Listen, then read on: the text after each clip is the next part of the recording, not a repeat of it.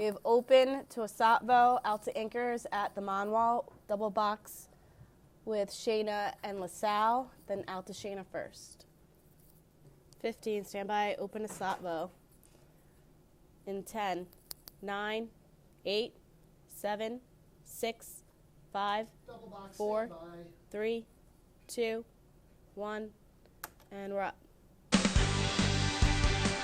Live, News 8 at 5 starts now. Sadly, the worst nightmares of the family and friends were confirmed. The deceased was positively identified as Miss Janet Avello Alvarez. Mike's up. Breaking news tonight in Waterbury, a missing woman has been found dead. 26-year-old Janet Avello Alvarez disappeared last week. Her body was found yesterday in Wolcott. Her boyfriend now suspected in this homicide, but he's missing and may have fled the country. We have live team coverage for you from Waterbury. We start with News 8's Shayna Ferreira and the breaking developments. Shayna. She's up. Anchor mics are down. Yeah, well, a sad ending to a story no one hoped for. Police confirming the body that was found in Wolcott is, in fact, the body of Janet Avello Alvarez. And this is what we know so far from police. Very few details, of course, very early in this investigation. But the body was found Tuesday evening at about 5:30 in Wolcott, off of Wolcott Road. Now, police say surveillance video from the area, businesses were able to help in a huge way by locating that general area of the car believed to be the victim's boyfriend, which then led them to the woods on Tuesday. Today, Waterbury police say an autopsy was performed, which helped them confirm whose body, in fact, was found in the woods. The manner has been determined as by homicide. The cause was by neck compression. Mr. Alfredo Peguero Gomez has been identified as a suspect in the homicide of Miss Janet Avello Alvarez. She's up.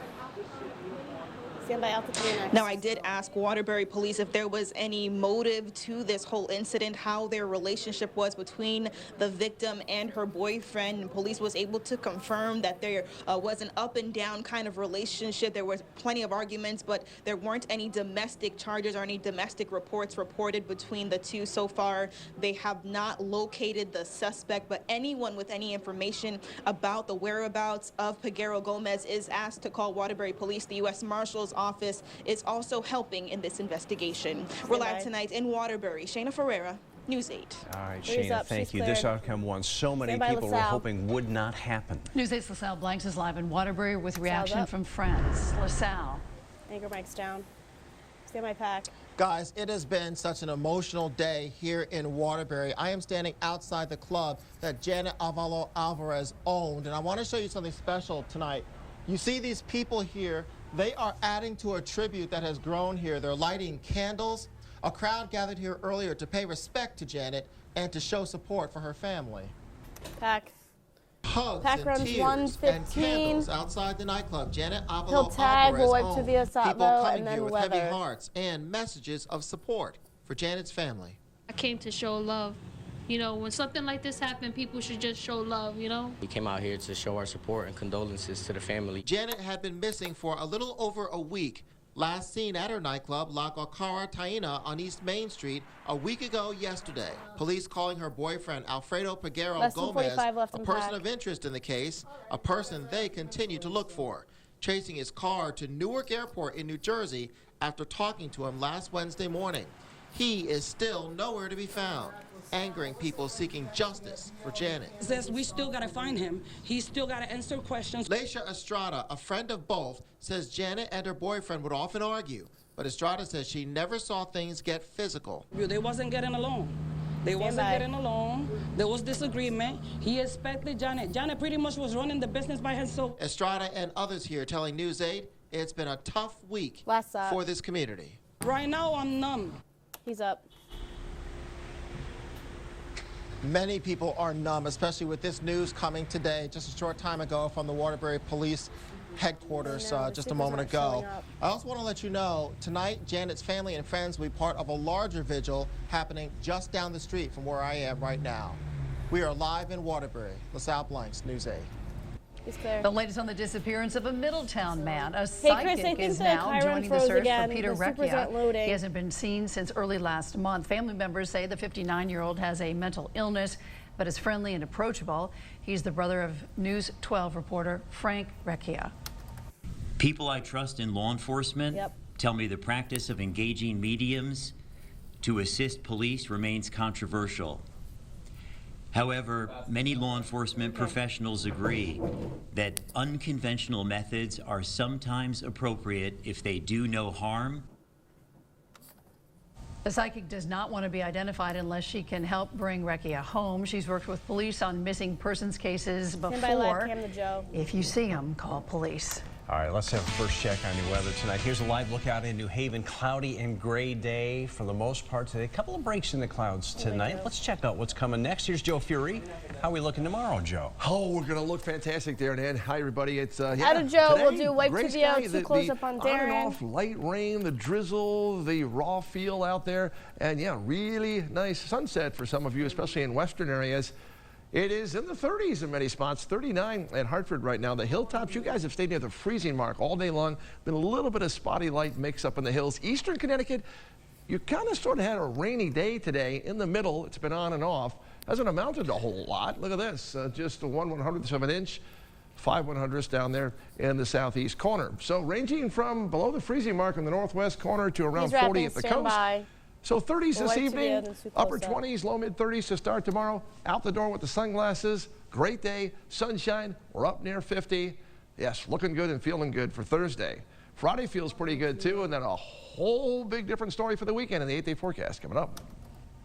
All right, Joe, thanks so much. Coming up, new at 5, an arrest in the murder of a 93-year-old woman in Stamford.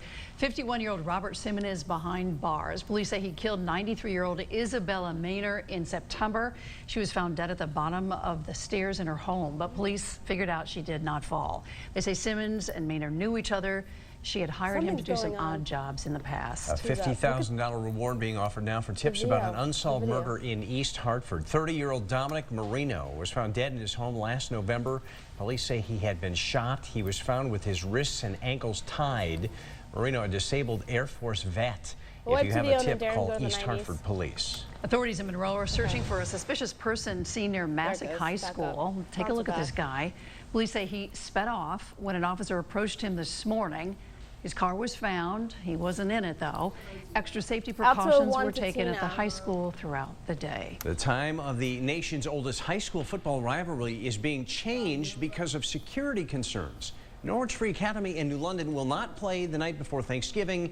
They're going to play that afternoon instead. News 8's Tina Dittel live in Norwich with what sparked that change. Tina. Anchor mic's down. You know, you're absolutely right. When these two teams take the field next Wednesday, it will be their 158th meeting between New London and Norwich. And as you said, the longest running high school rivalry in the nation. And police want to make sure that there are no clashes off the field. That's why the game has been moved up to 1 p.m. next Wednesday. It had originally been scheduled for 6:30 Wednesday night. Now, police tell us they learned of conflicts between groups from each city. And last week, Norwich and New London police met with Norwich Free Academy to tell the school about them. They say there have been no specific threats made. In any case, NFA says the time was changed to earlier in the day, and there will be an increased police presence out of an abundance of caution.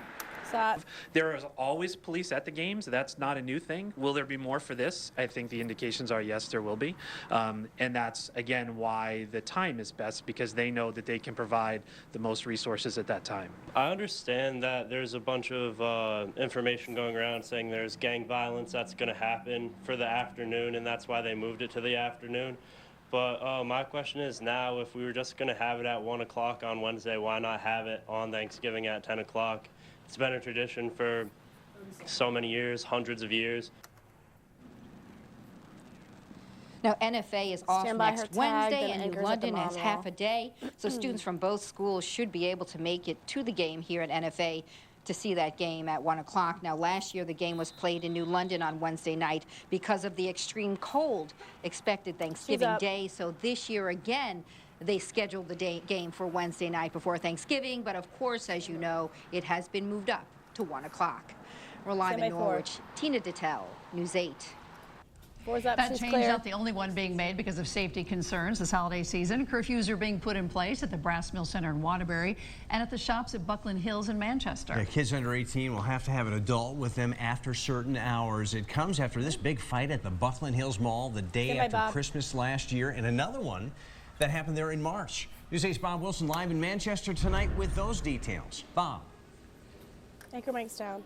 Yeah, Darren and Anna, it's holiday season at the mall. I mean, the big guy's right over here. He's waiting for anybody who wants to come down and bring their children down here. It's very peaceful right now, quiet, calm, enjoyable.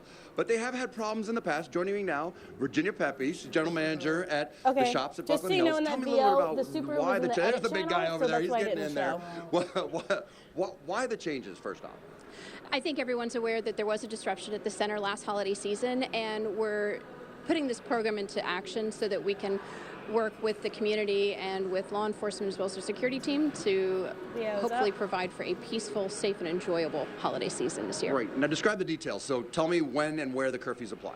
So Fridays and Saturdays, starting at 5 p.m. If So you out are of under this- the age of out 18, of you Bob, will need to Ann will be have able an to touch adult screen to who a will be package. joining you and be with you for the evening. And then for the week between December 26th through the 30th, that will require at 1 p.m. that you will need to have an adult accompanying you for your time if you're here at the center.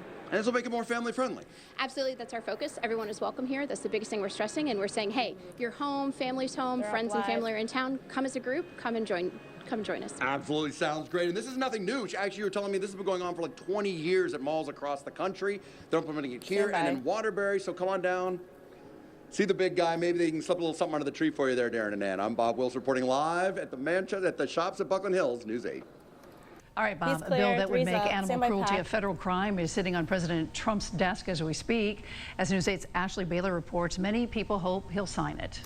He had some cranial fractures, and his back was had a huge mound in it. He was bruised. He had some broken teeth. This is Socks, and Socks was brought here to the animal haven with obvious abuse. Over the past few years, more and more states have been working to make animal abuse a felony. Socks was brought to us, obviously, with a very noticeable disfiguration of his face.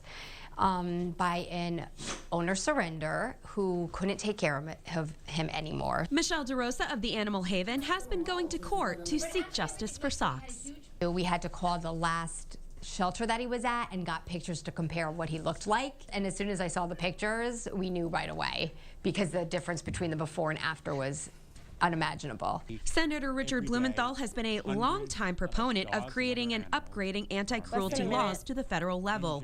Earlier this month, Senator Blumenthal, along with Senator Pat Toomey of Pennsylvania, passed the Preventing Animal Cruelty and Torture Act, or PACT. Nobody could probably hope for a better law than any animal shelter or anybody who cares about animals. I mean, for so long they have had no rights. They can't speak. There's so many awful stories lately. Right now, federal law enforcement have limited options in pursuing some of the most violent and senseless cases of animal cruelty. This new bill is designed to complement state-level anti-cruelty statutes. In cases where local officials don't have resources or are reluctant to make a case and there's federal jurisdiction, federal law enforcement may step in. Senator Blumenthal and Senator Toomey's new bill has passed the House and Senate and is now awaiting a signature from President Trump. Ashley Baylor, News 8. Bombshell testimony today in the Trump impeachment inquiry. The ambassador to the European Union says there was quid pro quo, and he named names. We've got the latest on that. The Democrats who want to be president go head-to-head in their latest debate this evening. We'll have a preview on that. Prince Andrew stepping back from the spotlight over his connections with a child predator. Now here's what's coming up at 6. A hero's welcome for a veteran seeing his new home for the first time today. We'll take you to the homecoming. Brakes rolling.